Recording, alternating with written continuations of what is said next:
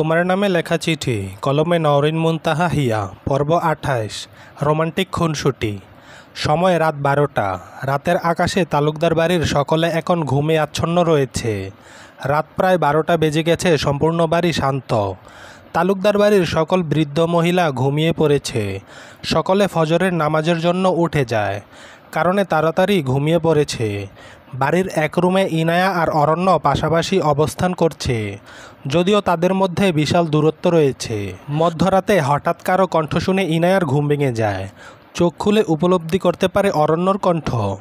ইনায়া পাশ ফিরে অরণ্যর দিকে তাকিয়ে দেখে অরণ্য তার শরীরে থাকা কাঁথা শক্ত করে নিজের সাথে জড়িয়ে ঘুমিয়ে রয়েছে। ইনায়া অল্প সময় পর উপলব্ধি করে মধ্যরাতে যে কণ্ঠ সে শুনেছে তা আর কারো না, অরণ্যর। ইনায়া অরণ্যর মধ্যে দূরত্ব মাত্রা কমিয়ে ওর কাছে যায়। অরণ্যর মাথায় আলতো করে হাত রাখে। ইনায়ার সন্দেহ সত্যি প্রমাণিত হয়, অরণ্যর শরীরে জ্বর এসেছে। অরণ্যর সারা শরীরে ইনায়া ছুঁয়ে বুঝতে পারে জ্বরের তীব্রতা অনেক। অরণ্যর শরীর রীতিমতো জ্বরে পুড়ে যাচ্ছে। ইনায়ার চোখে মুখে চিন্তার ছাপ ফুটে ওঠে। বিকালে বৃষ্টির পানির কারণে অরণ্যর শরীরে এত জ্বর এসেছে। গ্রামের মধ্যে রাত ১২টার সময় ডক্টর বা ঔষধ পাওয়া অসম্ভব। খাবার খাইয়ে যখন অরণ্যকে ঔষধ খেতে বলেছে তখন অরণ্য জেদ করে ঔষধ খায় নাই। এই সামান্য বৃষ্টির পানির ফোঁটায় তার জ্বর আসবে না বলে দেয়। ইনায়ার এখন অরণ্যর উপর ভীষণ রাগ হচ্ছে। আবার অরণ্যর জ্বরে পুড়ে যাওয়া শরীর আর ওর অসহায় মুখ থেকে মায়া লাগছে। অরণ্যর শরীর থেকে হাত সরিয়ে নেয় ইনায়া। এরপর বিছানা ছেড়ে উঠে দাঁড়ায়, ওয়াশরুমে চলে যায়। ওয়াশরুম থেকে এক বালতি পানি আর টাওয়েল ভিজিয়ে নিয়ে আসে। এরপর অরণ্যর মাথার কাছে বসে ওকে মৃদুস্বরে ডাক দেয়, অরণ্য উঠুন, অরণ্য, আপনার শরীরে অনেক জ্বর এসেছে। একবার পানি দিয়ে গা মুছে দিলে শরীর থেকে জ্বরের তীব্রতা কমে যাবে। ইনায়ার কথা অরণ্যর কান অবধি পৌঁছায় নাই, কারণ অরণ্যর শরীরে জ্বরের তীব্রতা বেড়ে গেছে।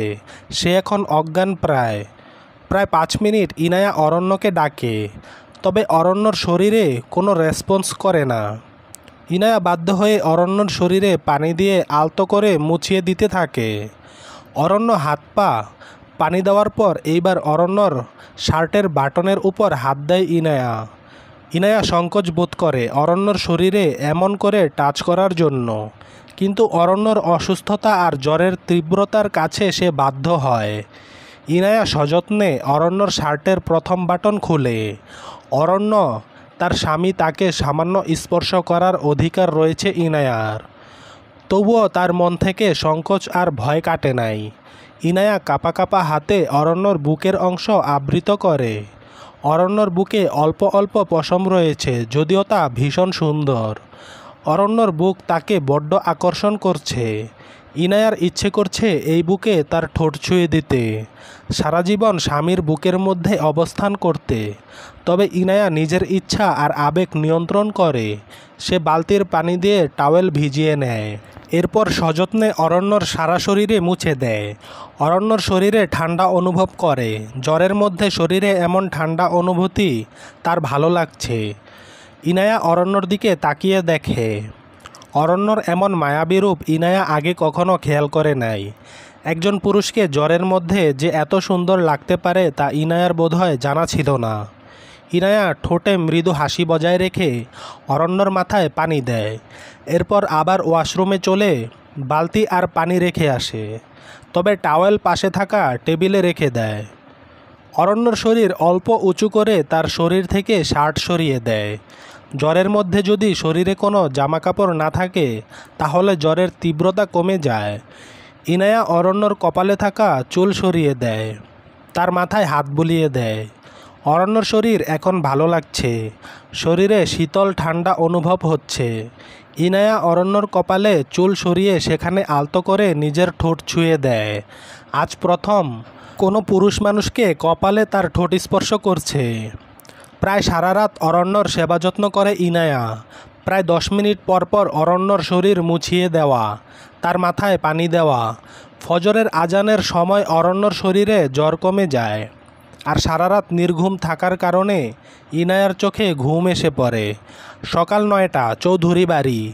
চৌধুরী বাড়ির সকলে খাওয়া দাওয়া করার জন্য টেবিলে উপস্থিত হয়। মূলত এই সকালে তাদের একে অপরের সাথে দেখা হয়। অরুণা বেগম রান্নাঘর থেকে খাবার নিয়ে এসে টেবিলে রাখে। অফিসের জন্য রেডি হয়ে নিচে নেমে আসে ইভান। ইভান খাবার টেবিলে বসে অরুণা বেগমকে উদ্দেশ্য করে বলে, আম্মু, তুমি প্রভাকে থাকার জন্য ইনায়ার রুম কেন দিয়েছ? চৌধুরী বাড়িতে গেস্ট রুম বা নর্মাল রুমের অভাব পড়েছে? অরুণা বেগম জানে ইভান এমন কথা তাকে জিজ্ঞেস করবে।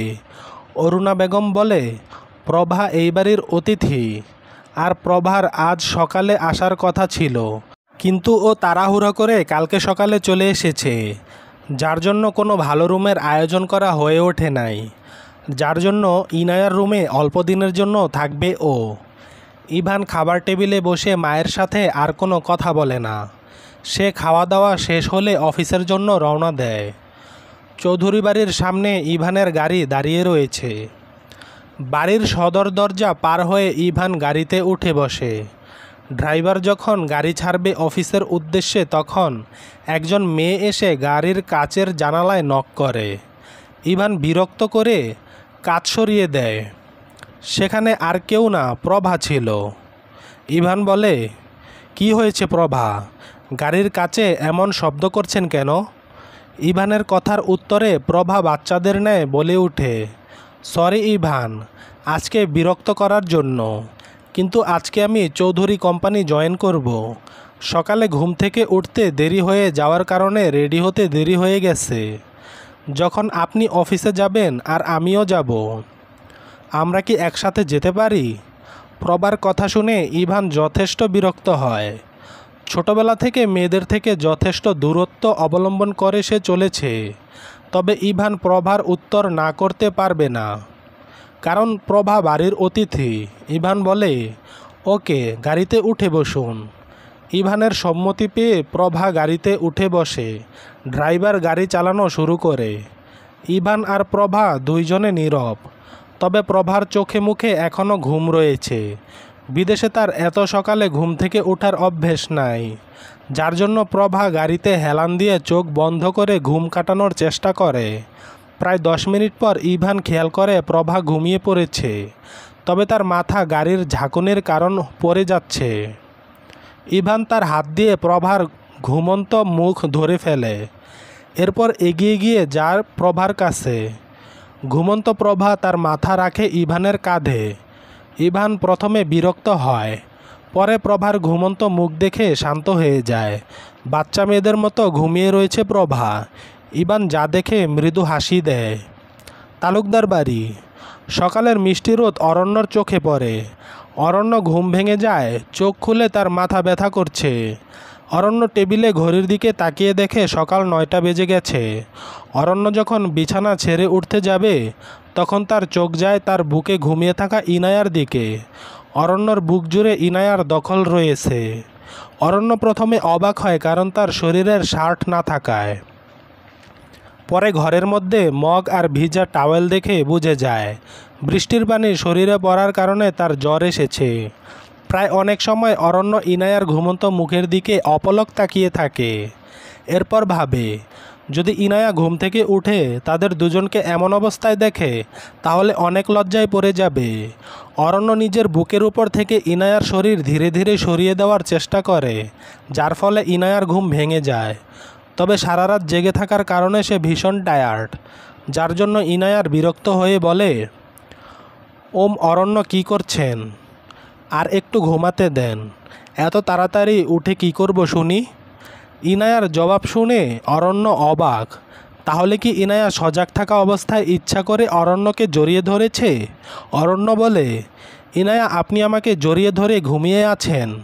ঘুম থেকে উঠলে কি আমাকে দোষ দিবেন না? অরণ্যর কথা শুনে ইনায়া শক্ত করে অরণ্যকে জড়িয়ে ধরে। ওর বুকের পশমে মাথা নেড়ে জবাব দেয়, আপনি আমার স্বামী অরণ্য। নিজের স্বামীকে জড়িয়ে ধরার অধিকার কি আমার নাই? এখন আমাকে ঘুমাতে দেন। ইনায়ার এমন জবাব শুনে অরণ্য অবাক হয়, তবে ওর মুখে হাসি ফুটে ওঠে। অরণ্য ইনায়াকে নিজের সাথে জড়িয়ে ধরে, যেন ছেড়ে দিলে ইনায়া পালিয়ে যাবে। ঘুমের মধ্যে ইনায়ার মুখে মিষ্টি হাসি ফুটে ওঠে। ওর গাল দুটো লাল হয়ে যায়। অরণ্য বলে, অবশ্যই নিজের স্বামীকে জড়িয়ে ধরার অধিকার ইনায়ার রয়েছে, কারণ এই অরণ্যরাজ চৌধুরী শুধু ইনায়ার, শুধুমাত্র তার বিবাহিত বউয়ের। এখন ঘুমান যতক্ষণ ইচ্ছা। চলবে। গল্পটি যদি ভালো লাগে লাইক ও মন্তব্য করে আমাদের জানাতে ভুলবেন না। চ্যানেলটি সাবস্ক্রাইব করে আমাদের পাশে থাকবেন। ধন্যবাদ।